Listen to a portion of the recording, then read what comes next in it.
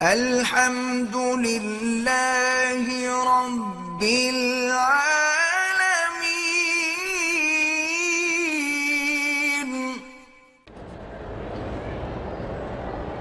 73 فرقوں میں سے ایک فرقہ جنت میں جائے گا جس کا فرما دیا کہ ما انا علیہ و اصحابی، جو میرے راستے پر اور میرے صحابہ کے راستے پہ ہوگا۔ صحابہ کو گالی دینے والے جو ہیں، گالی دینا تو فسق و فجور ہے، لیکن تکفیر کرتے ہیں تو پھر کافر ہیں۔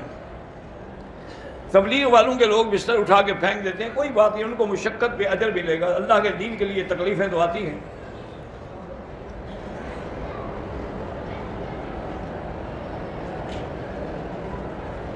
میرے والد نے میرے بھانجے کو اپنی زندگی میں دکان ہیبہ کی، ان کی وفات ہو گئی۔ میری بہن نے دکان ان کی وفات کے بعد اپنے بیٹے کے نام کروائی، کیا وہ دکان اب وہ لے سکتی ہیں؟ بچہ بھی جوان، جس کے نام والد نے ہیبہ کیا تھا وہی حقدار ہے۔ میں نفلی طواف کے دوران حتیم میں داخل ہو گیا اور 2 رکعت نفل پڑھی، بعد میں باقی چکر پورے کیے، بالکل طواف نہیں ہوتا۔ طواف ختم کر کے حتیم میں جائیں۔ اگر واجب طواف جو ہیں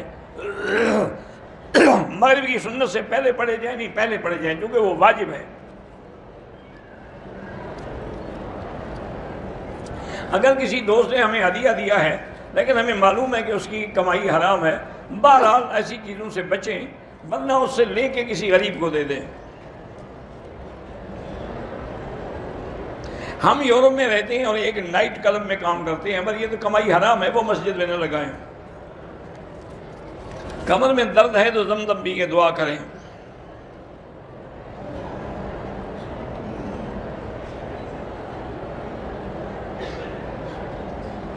ایک آدمی نے اپنی بیوی کے لیے طلاق لکھ کر کسی جگہ رکھ دی اور کسی دوسرے بندے سے کہا کہ میری بیوی کو بتا دو کہ میں نے طلاق لکھ کے رکھ دی ہے۔ عورت نے کہا کہ نہ اٹھائے، طلاق ہو گئی۔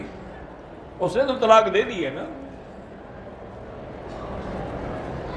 اگر ہم قرآن پڑھ رہے ہیں یا نماز پڑھ رہے ہیں اور چھینک آ جائے تو الحمدللہ نہیں کہنا۔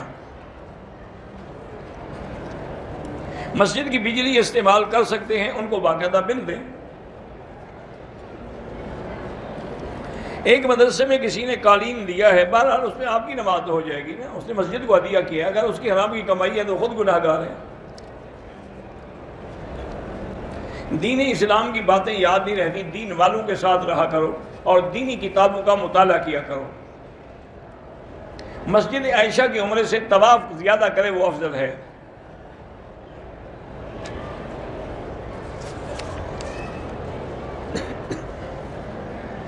آب زمزم میں پانی ڈالنا ہوتا ہے تو زمزم میں پانی ڈالے یا پانی میں زمزم ڈالوں، ایک ہی بات ہے، اور کیا فرق پڑتا ہے کہ نہ ڈالے، خالص زمزم دے جس کو دے۔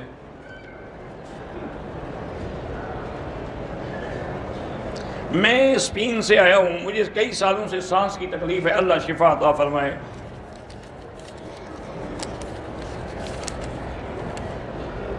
میرا نام احمد ہے، میری ماں کے لیے دعا کہ اللہ ان کو شفا عطا فرمائے۔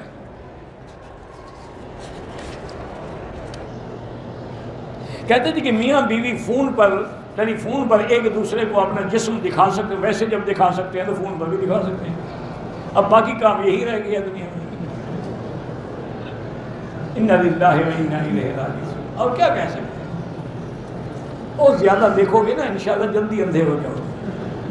میں نہیں کہتا، امام جوزی نے لکھا ہے کہ النظر إِلَىٰ عورت المرأة يوجب العمى، عورت کی شرمگاہ پہ نظر ڈالنا زیادہ جو ہے یہ سبب ہے کہ آدمی کے نور چلا جاتا ہے آنکھوں کا۔ ایک بزرگ کا قول ہے، اللہ اعلم، تمہاری مرضی، دیکھو جی تمہاری بیوی ہے۔